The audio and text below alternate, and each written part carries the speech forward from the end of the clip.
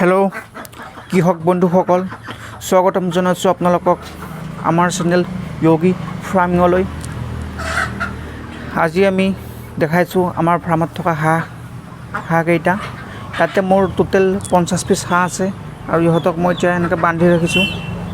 ইহঁতক বৰ্তমান মাটিতে থাকিব দিছোঁ যিহেতু ডাঙৰ হৈছে, আৰু ইহঁতৰ বয়স ক'বলৈ গ'লে প্ৰায় 62 ডেইজ হৈছে, আৰু 62 ডেইজত ইহঁতৰ ভালেখিনি ৱেইট আহিছে। ৰ'বক মই দেখাইছোঁ ভালদৰে আপোনালোকক ইহঁতৰ কেনেকুৱা কি হৈছে চাওক আপোনালোকে। আৰু এইবিলাক পিয়'ৰ লোকেল আমাৰ হাঁহ হয়, এইটো পাতি হাঁহ বুলি কয়, এইটো পাতি হাঁহটো হয়। আপোনালোকে কৰিলে এইটো হাঁহ কৰিব পাৰে। আৰু এই হাঁহৰ পোৱালি যদি আপোনালোকক লাগে তেনেহ'লে মোৰ সৈতে যোগাযোগ কৰক। মই ইয়াৰ পোৱালিৰ যোগান ধৰি আছোঁ, যিমানখিনি সহায় কৰিব পাৰোঁ। আপোনালোকে কি কয়, কিছুমানক পাতি হাঁহ বুলি কয়, লোকেল হাঁহটো বুলি কয়, ইণ্ডিয়ান ৰানাৰ হাঁহটো বিক্ৰী কৰে, আৰু ইণ্ডিয়ান ৰানাৰ হাঁহটোৰ ৱেইটটো বহুত কম।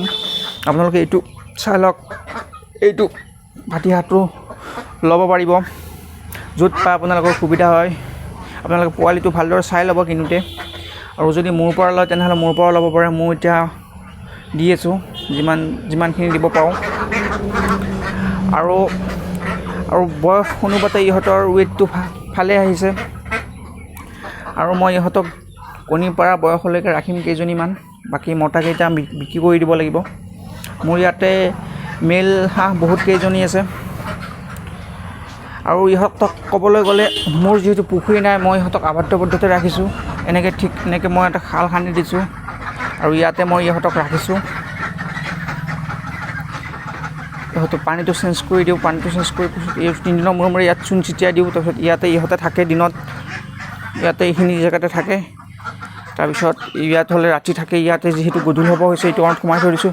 আৰু ইহঁতক খাবলৈ দি আছোঁ মই মাকৈ, ভুচি, চাউলৰ যোনটো চাউলৰ অলপ ভাত, পেলনীয়া ভাত, এই গোটেইখিনি মিক্স কৰি তাৰ লগত ভিমাৰেল দিছোঁ। সেই চব গোটেইখিনি মিক্স কৰি ইহঁতক এনেকৈ খাবলৈ দিছোঁ।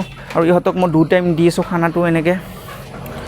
আৰু আপোনালোকৰ ভিডিঅ'টো চাই কেনে লাগিল নিশ্চয় কমেণ্ট কৰি জনাব, আৰু যদি পোৱালি ল'বলৈ থাকে নিশ্চয় মোক কমেণ্ট কৰি সুধি ল'ব। আজিৰ কাৰণে ইমানে, ধন্যবাদ।